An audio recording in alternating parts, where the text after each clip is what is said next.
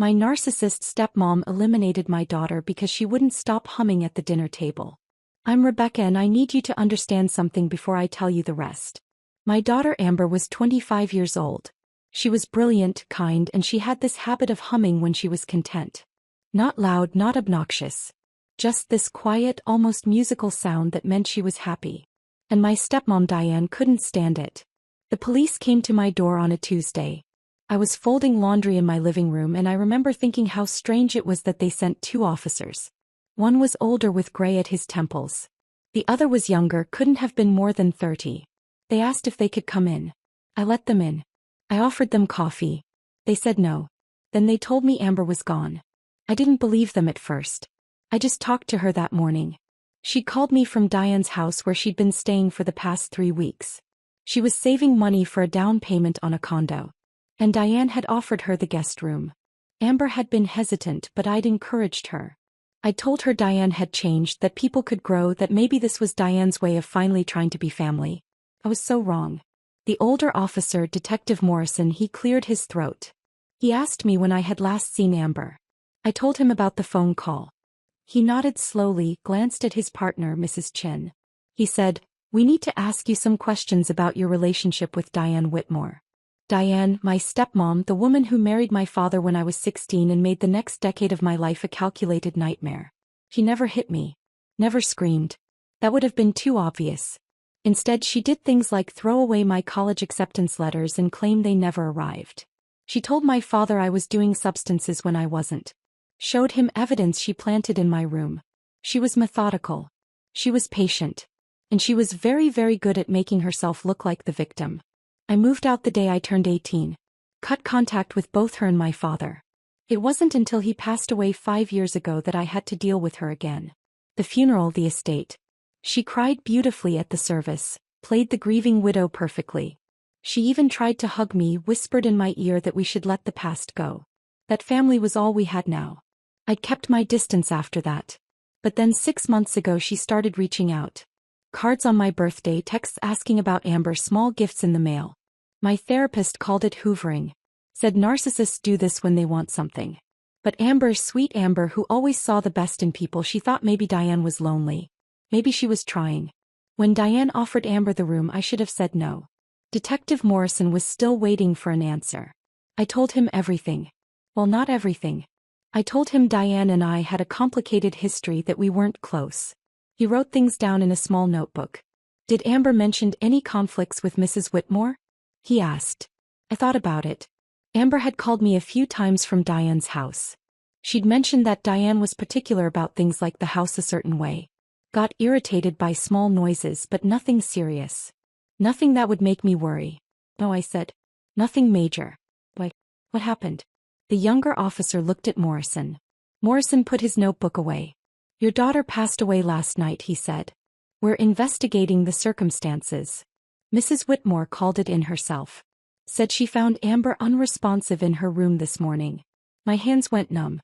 What do you mean unresponsive? We're waiting on the medical examiner's report. Morrison said carefully. But there are some inconsistencies we're looking into. I stood up. I don't remember deciding to stand, but suddenly I was on my feet. What kind of inconsistencies? Morrison and his partner exchanged another look. Mrs. Chin, we need you to stay calm. We're doing everything we can to understand what happened.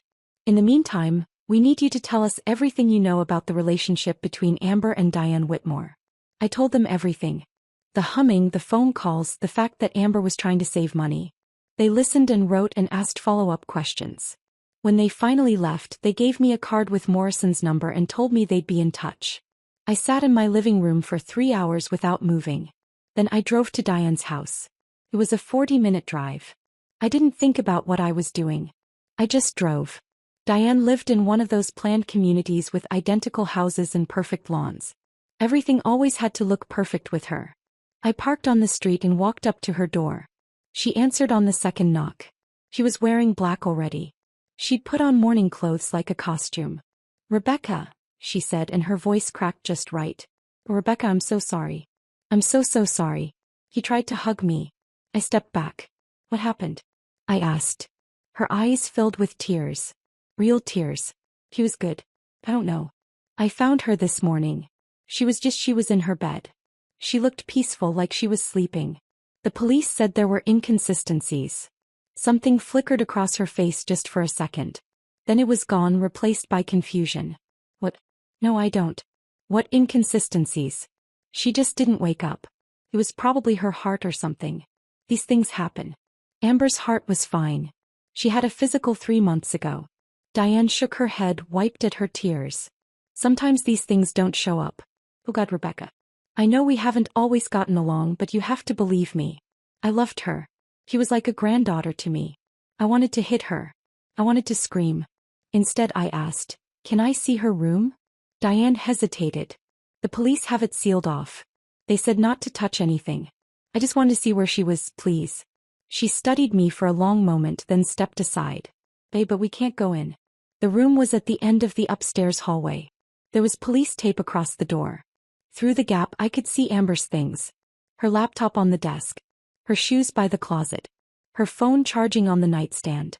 Wait, her phone was there. Amber never went to bed without her phone. She used it as an alarm. "Did the police take her phone?" I asked. Diane blinked.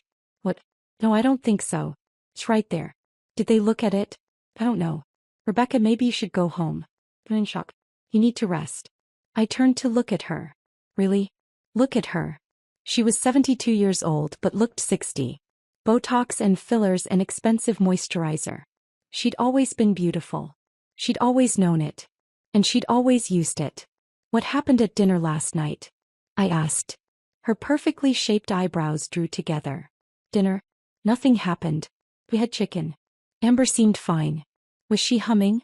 Diane's expression didn't change, but her hands tightened slightly at her sides. "Humming." Amber hummed when she was content. "Did she hum at dinner?" "I don't remember." "Maybe."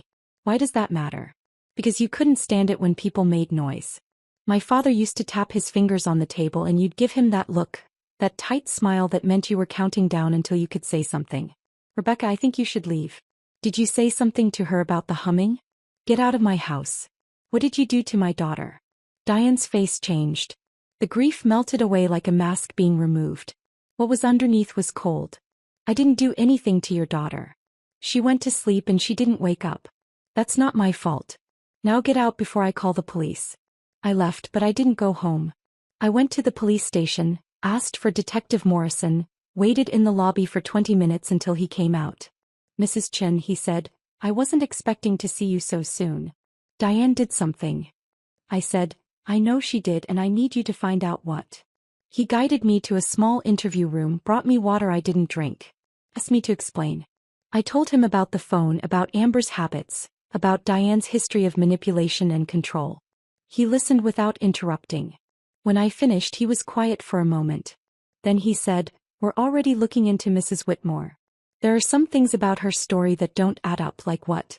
"I can't share details of an ongoing investigation, but I can tell you we're taking this very seriously." He leaned forward. "Did your daughter have any health issues? Any medications?" "Oh, nothing. She was healthy." "Did she take anything? Supplements? Sleep aids? Just vitamins?" "Why?" Morrison drummed his fingers on the table. "The preliminary exam showed some unusual findings. We're running a full talk screen. It'll take a few days to get results back." My stomach dropped. "You think she was poisoned?" "I didn't say that, but that's what you're looking at." He didn't confirm or deny. "We're exploring all possibilities.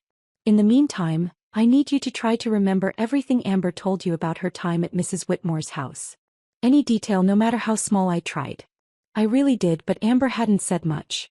Just that Diane was particular. That she had rules about where things went, how things should be done. That she made this tea every night and insisted Amber drink it. Said it was good for sleep, good for stress. "The tea," Morrison said, sitting up straighter. "Did Amber drink it?" He said she did. She said it actually helped her sleep better. Morrison wrote something down, then looked up at me. "Mrs. Chin, I need you to do something for me. I need you to not contact Mrs. Whitmore again. Don't go to her house. Don't call her. Don't text her. Can you do that?" "Why?" "Because if she did something, I don't want her to know we're looking at her. People like that.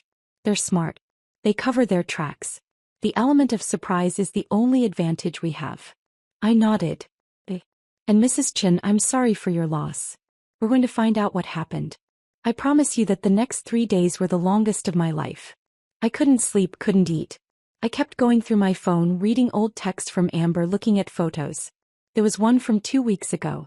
She'd sent me a selfie from Diane's house, smiling, giving a thumbs up. Guest room life isn't so bad, the caption said. I zoomed in on the photo, looked at the background. The room was pristine. Perfect. Everything in its place. On the nightstand I could see a mug, steam rising from it, the tea. My phone rang on the 4th day. Morrison, we got the talk screen back, he said. Can you come down to the station? I was there in 15 minutes. Morrison was in the same interview room. This time there was another woman with him. She introduced herself as Detective Lisa Park from the Homicide Division. Homicide. My daughter was murdered. Mrs. Chin, Morrison said gently. The toxicology report showed elevated levels of diphenhydramine in Amber's system. Extremely elevated, enough to cause respiratory depression and cardiac arrest. What's diphenhydramine? It's an antihistamine. The active ingredient in most over-the-counter sleep aids. Benadryl, Tylenol, PM, things like that. Amber didn't take sleep medication. The levels we found suggest she ingested a large amount over a period of several days, possibly weeks. Thought of the tea. Diane was giving it to her in the tea. Detective Park leaned forward. We searched Mrs. Whitmore's house yesterday with a warrant. We found bottles of different hydramine tablets in her medicine cabinet. And we found traces of it in a teapot in her kitchen and in the mug in Amber's room. The room spun. She poisoned her. She actually poisoned her. We arrested Mrs. Whitmore this morning. Morrison said she's being charged with second-degree murder. Second degree, not first. Asked why. First degree requires premeditation. Park explained. We can prove she gave your daughter the medication, but proving she intended to kill her from the start is harder. Second degree means she caused death through reckless disregard for human life. Given the amount she was administering, that's what we can make stick. But she planned it. She had to. She knew what she was doing. We'll do everything we can. Morrison said, but I wanted you to hear it from us first. There's going to be media attention. Mrs. Whitmore's attorney is already talking to reporters. He's building a defense that she thought she was helping Amber sleep better. That she didn't know it could be harmful. That's garbage. I know. And we'll prove it. But it's going to be a process. The trial took 8 months. 8 months of lawyers and depositions and court dates. 8 months of watching Diane play the confused old woman who just wanted to help. 8 months of reporters camped outside my house asking me how I felt. If I blame myself for letting Amber stay there, I blame myself every single day. The prosecution built their case carefully. They brought in toxicologists who testified about the levels found in Amber's system. They brought in pharmacists who explained that someone with Diane's education, she'd been a nurse before marrying my father, would have known the dangers. They brought in Amber's friends who testified that she'd complained about feeling groggy, about sleeping 12-13 hours a night, about feeling foggy during the day. And they brought me. I testified about Diane's history, about the control, about the manipulation, about the humming. The defense tried to paint me as bitter, as someone with an axe to grind against poor Diane who'd only ever tried to be a good stepmother. They showed photos of the cards she'd sent, the gifts. They tried to make it look like I was estranged from my father because of my own problems, not because of Diane. But then the prosecution played their trump card. They'd gotten Diane's phone records. In the days before Amber's death, she'd been searching things like how much Benadryl is lethal and can antihistamine overdose be detected and natural causes death. Investigation. The defense argued she was just worried about Amber's health. Researching out of concern, the jury didn't buy it. They deliberated for 6 hours. When they came back, the 4 women read the verdict. Guilty on all counts. Diane didn't react. She just sat there perfectly composed, perfectly still. Then she looked at me across the courtroom through the rows of people. She looked directly at me and she smiled. Not a big smile, just a small one. A smile that said she'd won something I didn't understand yet. Sentencing was 2 weeks later. The judge gave her 20 years to life. At 73, it was essentially a life sentence. She'd die in prison. I should have felt relief. I should have felt like justice was served. Instead, I felt empty. After the sentencing, Morrison caught up with me outside the courthouse. Mrs. Chin, can I talk to you for a minute? We walked to a coffee shop down the street. He bought me coffee I didn't want but accepted anyway. "There's something I need to tell you," he said. "Something that came up during the investigation that we couldn't use at trial." I waited. We found a journal in Diane's house, hidden in her bedroom closet behind a bunch of old photo albums. He pulled out his phone, scrolled through some images. I took pictures before we had to log it into evidence. The DA decided it was too prejudicial to present, too inflammatory, but I think you should see it. He handed me the phone. The journal entries were dated. They went back 6 months, right around when Diane started reaching out to me again. The first entry was simple. "Rebecca thinks she's so smart, so careful. But she has a weakness. That girl, Amber, always so trusting, so naive, just like her mother." My hands started shaking. The entries continued. Diane wrote about her plan, about how she'd befriend Amber, gain her trust, get her into the house. She wrote about different methods she'd considered. Pills were the safest, she decided, the most natural looking. She could dose them gradually, build them up over time, make it look like sudden cardiac arrest or an aneurysm. But it was the last entry that made me understand everything. It was dated the night before Amber died. "Tonight's the night," it read. "I've given her enough over the past 3 weeks that her system is saturated. One more big dose and it'll be over." She hummed through the entire dinner. That irritating little sound over and over. Just like Rebecca used to do when she was a teenager. Like mother, like daughter. Always making noise. Always taking up space. Always thinking they're special. But here's the beautiful part. Here's what makes this perfect. It's not really about the girl. It never was. This is about Rebecca. This is about making her feel what I felt when she turned everyone against me. When she made Robert question me. When she painted me as the villain. She took my husband's love from me. So I'm taking her daughter from her, and she'll live with this for the rest of her life. She'll blame herself. She encouraged the girl to stay here. She practically handed her to me. That's the real justice, not the death, the guilt, the knowing. That's what will destroy Rebecca. And I'll get to watch it happen." I couldn't read anymore. I pushed the phone back across the table. Morrison took it. "I'm sorry," he said. "I debated whether to show you, but I thought you deserved to know the truth. All of it. She killed Amber to hurt me. Yes, the humming was just an excuse. She would have found another reason, probably." I sat there in that coffee shop and I understood the smile Diane had given me in the courtroom. She hadn't lost, even going to prison, even dying there. She'd accomplished what she wanted. She'd hurt me in a way I'd never recover from.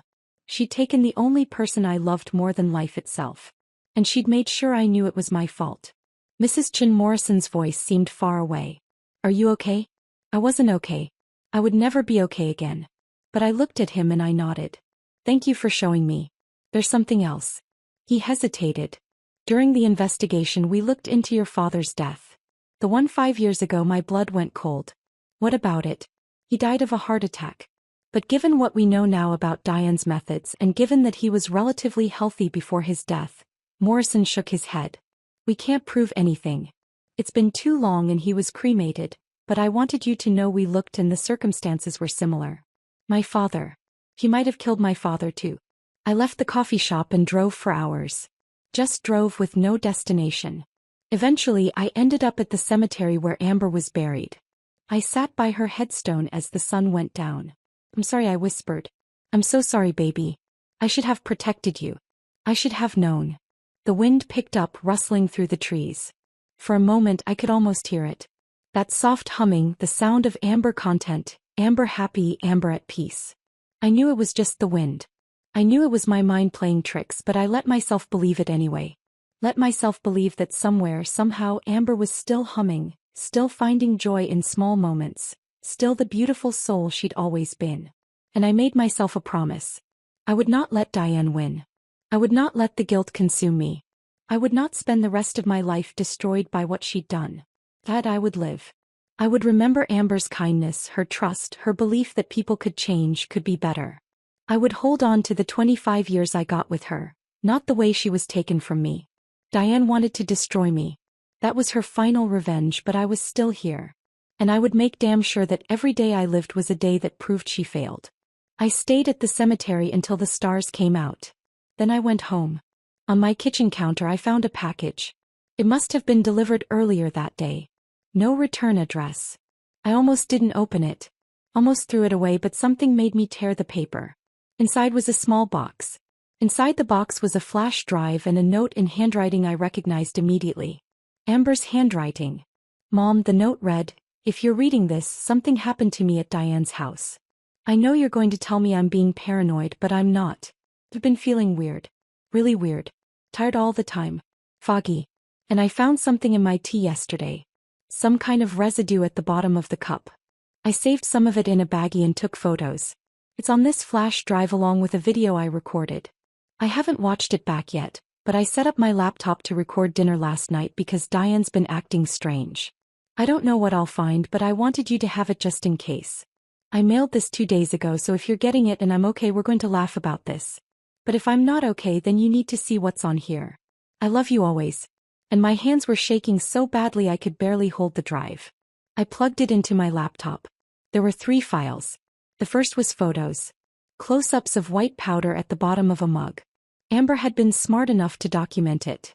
The second was a baggie of the powder itself, sealed in plastic. Evidence the prosecution never knew existed. The third file was a video 30 minutes long, dated the night before Amber died. I clicked play. The angle showed Diane's dining room. Amber must have positioned her laptop on a shelf or bookcase. You could see the table. 2 place settings, and then Diane walked into frame carrying plates. She set dinner down, called for Amber. Amber appeared, sat down, thanked Diane for cooking. They ate in silence for a few minutes. Then Amber started humming softly, almost unconsciously. Diane's head snapped up. "Could you stop that?" "Stop what?" Amber asked. "That noise you're making. It's distracting." "Oh, sorry." Amber stopped humming. Took another bite, but a minute later she started again. Just that soft, unconscious sound of contentment. Diane's jaw tightened. "I asked you to stop." "Sorry, I didn't realize I was doing it." They finished dinner. Diane stood, collected the plates. "I'll make tea." "Thanks," Amber said. "I'll help clean up." "You sit. Relax."